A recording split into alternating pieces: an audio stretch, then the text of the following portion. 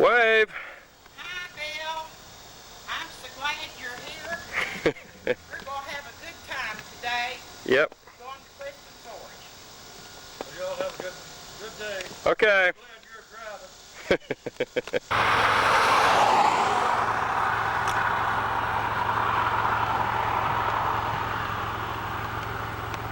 This is a view from the cemetery up in Clifton Forge.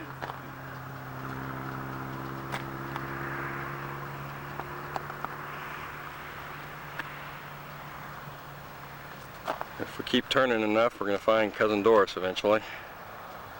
There she is. Here we are, hot. And here we are at the cemetery in Clifton Forge. Okay, let's go on over.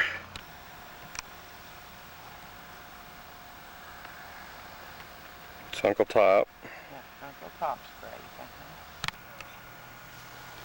You've got Aunt Noni's and Uncle Milton's. There's no birth date on Aunt Noni's. She wouldn't have liked that. No. About Aunt Noni's, I smile. Died in 1970, but no date of birth.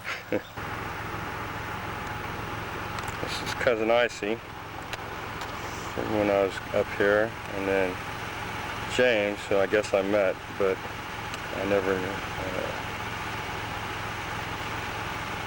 knew him. This is a Methodist church where Aunt Noni and Uncle Milton used to go, and where their funeral services were held as well. And we'll just pan a little bit of downtown Clifton Forge here at all this. I'm standing right next to the offices of Whiting Oil Company, or what used to be the offices of Whiting Oil Company. Used to be upstairs above here. Let me get another shot. But it used to be the second floor of this whole building up here, where Aunt Noni and Uncle Milton would come down and go to work every day. And just more along the downtown scene here. You can even get a look over here on your left at the old Stonewall Theater.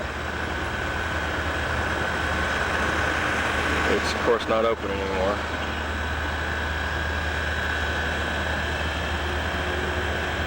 Got to go over to Covington or Lynchburg to see a movie. Sign at the corner of Aunt Noni's office looks like it's Commercial Avenue and Ridgeway Drive. One of Uncle Milton's stations, and one that he took a great deal of pride in. There are older people here in town that they still remember the Whitings.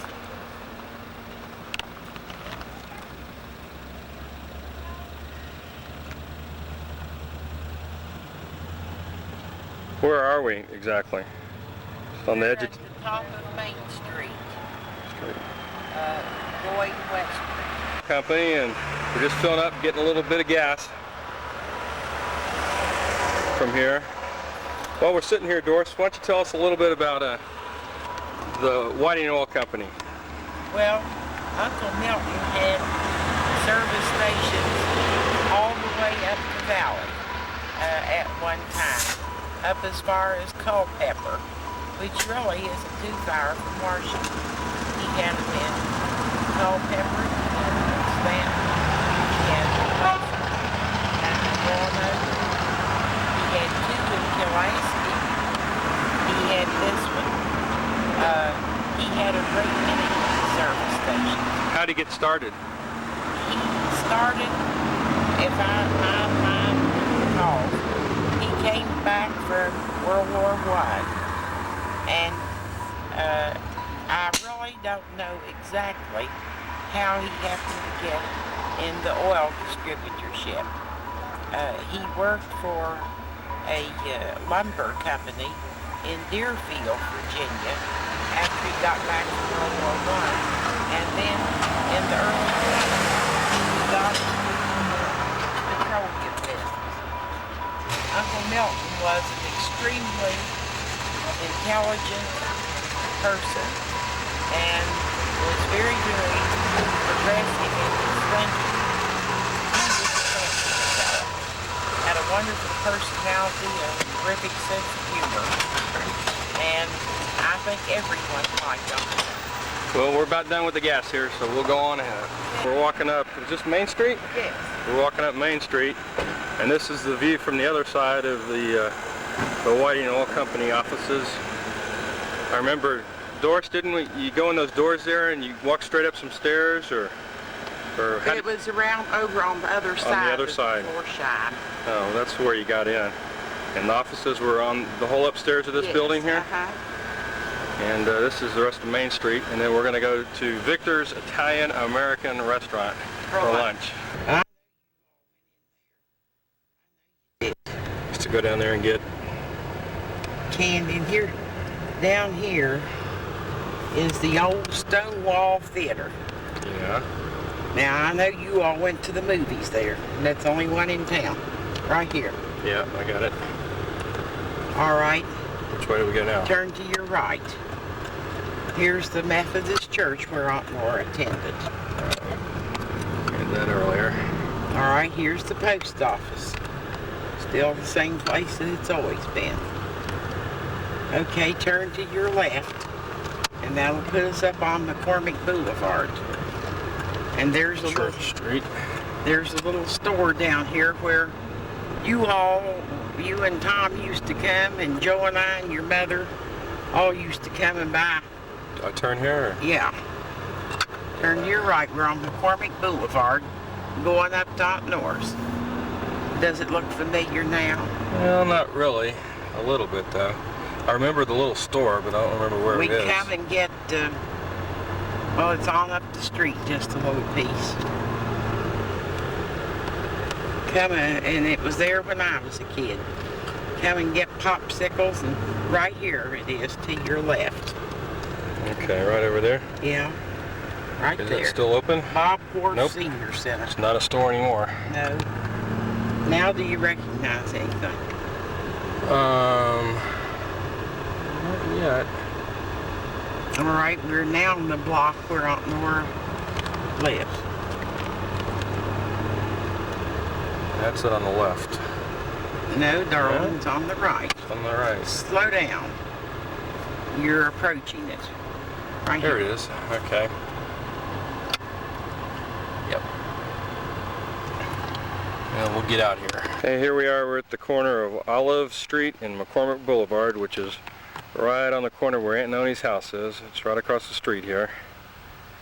Remember, we'll go around back in a little bit. We used to come up here and sit on the front porch, and in the evenings when it was cool, and watch the folks walk by. I used to stand right out here with a baseball in front of this porch here and bounce baseballs off the porch, and they'd bounce back to me and I'd catch them, and every once in a while I'd bounce them and they'd miss, and they'd bounce up off that aluminum screen door there and make all kinds of racket inside. And Aunt Noni and Mom would come up and go, what's going on up here? And I'd have to stop playing ball. And remember one time we sat up on the front porch, and we're sitting up there with Aunt Noni, and Dad was in town, and Mom, and we were sitting right up over on this side, and some folks came walking by, and Aunt Noni waved to them, and they waved back. And then as the folks were walking off, Aunt Noni said, you know, they're really not our kind of people. She was an old aristocratic lady from the old days. We'll walk around back now. You can see the carport over here. You can see that's just a little old Mustang right in there, and it just barely squeezes in through the carport. It was built in the days when cars were a lot smaller. To the house yard, I seem to recall a huge backyard with plants growing all over the place, and it doesn't seem quite so big anymore. It does smell the same though. I got out of the car and I recognized the smell as soon as I popped out. It smells exactly the same. There's the back of the house upstairs. There's cousin Doris way over there. Probably can't even see her. She's waiting in the car. A little too hot for her to get out and walk around. She's probably waving to us though. Behind the back of the house. And then as we walk over this way, try and I remember there were some steps over here that you could go and walk down to, and we'd walk down these steps, and there's a little creek down over there we used to go swimming in. I remember there was a little swimming hole associated with the creek, and my brother and I went down there one time, and we got beat up by some big guys. Must have been 11 or 12 at the time. We'll go down a little closer in a little bit with Doris. Just the other corner of the house. There's not a lot to be seen from over here, but remember there's always a lot of bushes to be crawling around in, and you can see the second floor balcony up there. That door right there comes out of one of the bedrooms. There's an elevator inside the house going from the first floor to the second floor, and there's one of those chairs that you ride on up and down stairs that goes from the first floor down to the basement. Aunt Noni used to use those to get around in, and we used to have a fun time on them, but we couldn't play on them too much because they were for Noni and she needed them. They were just playthings for us. Here's a picture of the creek out behind the house. So we used to come down those steps we saw a little while ago. Come down here and play a little video. Here's some kids playing just like us. We used to go down over there, come up from the house that was over on that side. Just a picture upstream a little bit, and it's the old swimming pool where Doris and Mom used to go when they were kids. It wasn't open by the time we came along. Here's the door I remember from being when I was a little kid. You just go through that door and you'd walk straight up those stairs up to the second floor and go up to the Whiting Oil Company. Go inside the drugstore where we used to go get chocolate sodas as a kid. Just the view right outside of Iron Gate. The James River cutting through. See the flag. Somebody's brave enough to climb up there and go put that stuff on there. Life's just little unexpected pleasures. I got off here, the highway 77, going towards Charlotte to look at the Shot Tower Historical Park.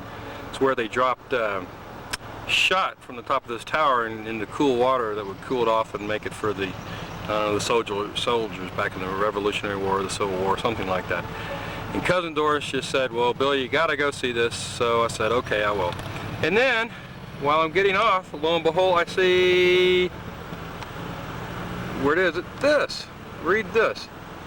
Austin's birthplace. Near Austinville, 5 miles west, was born Stephen F. Austin, the father of Texas, November 1783.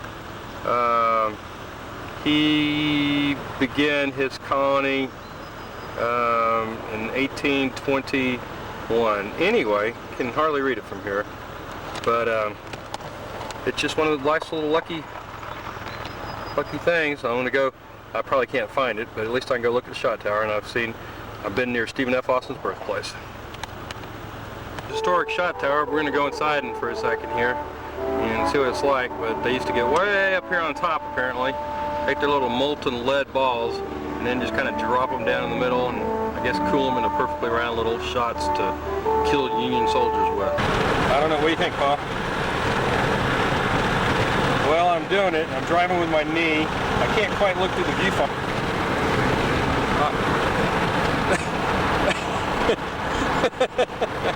Paul, you're a very funny guy, but you've got a great sense of humor.